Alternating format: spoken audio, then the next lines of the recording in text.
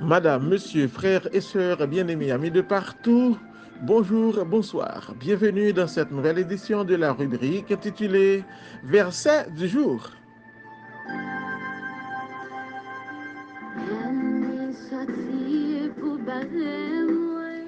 Mardi 2 janvier 2024, nouvelle année, nouvelle semaine, nouvelle bénédiction, nouvelle provision, nouvelle onction, nouvelle détermination, nouveaux défis, nouvelle victoire, nouveau témoignage, nouvelle faveur de la part de Dieu.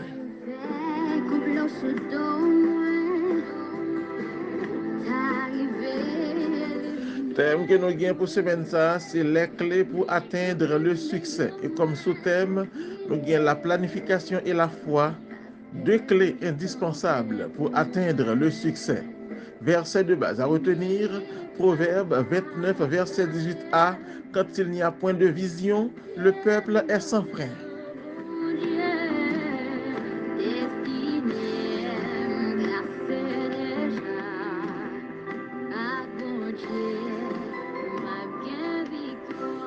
Frère Maxime, yon pile nan nou pendant année ça a souhaité mon succès. Mais qui ça succès a yé?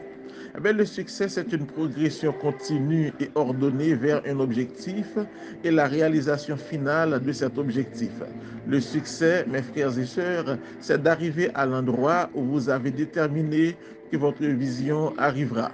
Dans Proverbe 16, verset 3, il est écrit « Recommande ton activité à l'Éternel et tes projets seront affermis. » Luc 14, verset 28, Jésus-Christ dit, si l'un de vous veut construire une tour, il s'assied d'abord pour calculer la dépense et voir s'il a de quoi la terminer. Tout ceci pour vous dire qu'il est important d'établir des objectifs pour réaliser votre vision. Dieu désire vous voir réussir, certes, mais vous devez établir des objectifs qui vous amèneront à l'accomplissement de votre vision. Dans Psaume 20, verset 5, le psalmiste dit que Dieu daigne t'accorder ce que ton cœur souhaite, qu'il fasse s'accomplir tout ce que tu projettes. Et tout projet requiert une planification minutieuse. Frère Maxime, au cas où vous attendez des souhaits de bonne année, mais si vous n'êtes pas d'accord pour planifier, eh bien, on va faire échec. Le principe dit, celui qui omet de planifier, celui qui refuse de planifier, eh bien, planifie d'échouer. Donc même là encore, même si vous planifiez, ce n'est pas suffisant. Parce que beaucoup de personnes font de gros plans avec beaucoup de détails. Ils ne les suivent pas. La clé est que vous devez planifier et exécuter vos plans. Bonne nouvelle que je pour aujourd'hui, c'est pour Deutéronome 30 qui va nous lire. Il te dit, Dieu prend plaisir de nouveau, Dieu prend de nouveau plaisir à ton bonheur. Donc, bon Dieu voulait succès nous, il voulait bonheur nous dans la nouvelle année ça. Mais il y a un bagage que bon Dieu pas faire pour vous. Bon Dieu pas planifier pour vous. Planification, hein, c'est vous qui pour faire.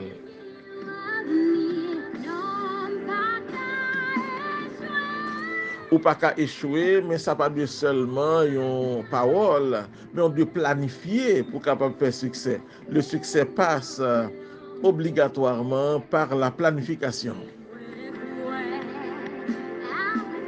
Et l'autre élément indispensable à rentrer en ligne de compte, c'est la foi. Donc faire des plans, c'est la foi. Nous avons noté ça en majuscule. La foi, c'est l'assurance des choses que vous espérez accomplir et l'évidence des choses que vous ne voyez pas. Mais qui sont capables d'évidence à des bagages qu'on pas ouais.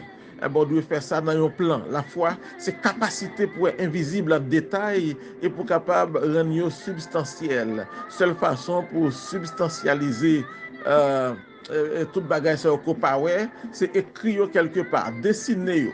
La foi, dit Miles Monroe, c'est l'habileté à documenter l'avenir. La foi, c'est croire dans les promesses de Dieu. La foi, c'est être certain que nous recevons des choses que nous ne voyons pas physiquement. Et la foi exige un plan. Personne n'est pas convaincu que au sérieux dans la vie tant que vous pas gagné un plan qui est concret. Stephen Covey, l'auteur des 7 habitudes de ceux qui réalisent tout ce qu'ils entreprennent, dit: commencez avec l'objectif en tête. Qui voulait commencer année, mon frère, ma soeur? Donc, commencer par le commencement signifie commencer avec une vision claire de votre destination. Donc, définir ça ou gain en tête pour accomplir. Il faut le clair. Il faut qu'on ait qui côté ou besoin d'arriver.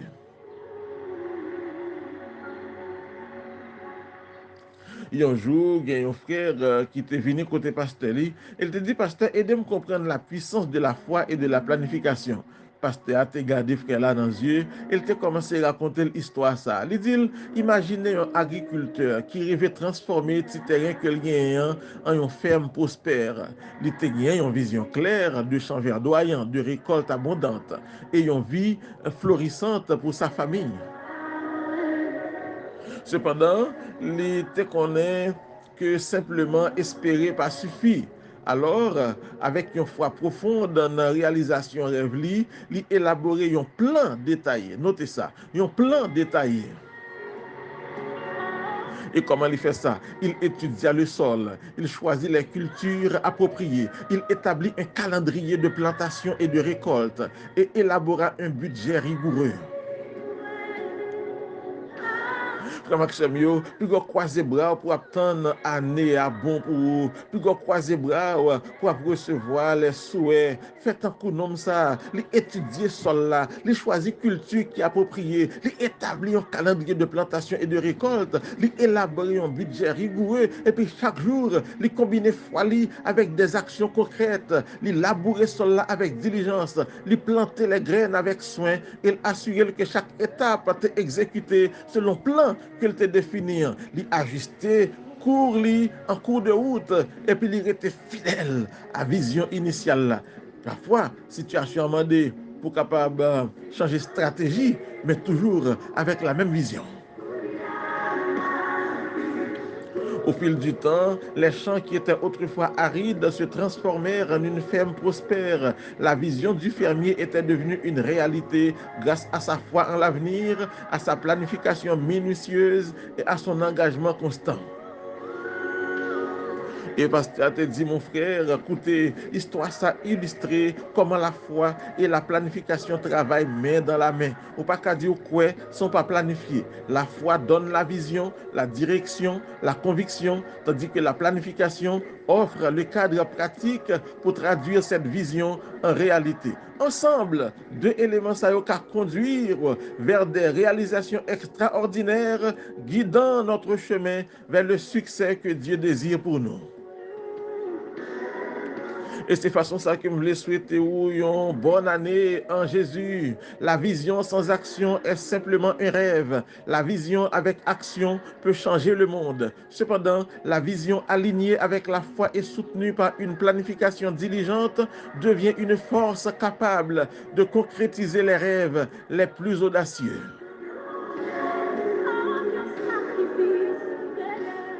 Une prière et un engagement pour aujourd'hui. Seigneur, je viens devant toi avec gratitude pour la vision que tu as placée dans mon cœur.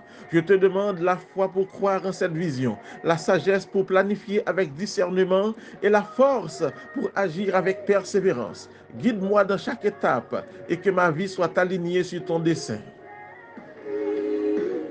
C'est ma prière. Engagement pour aujourd'hui. On va répéter avec moi.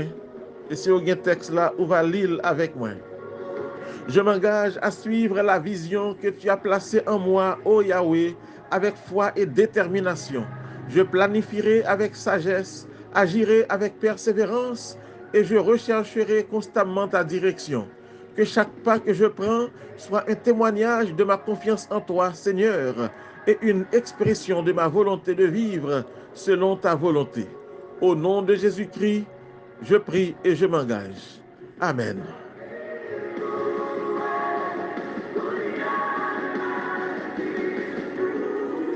Je vous remercie de votre attention. Excellente journée.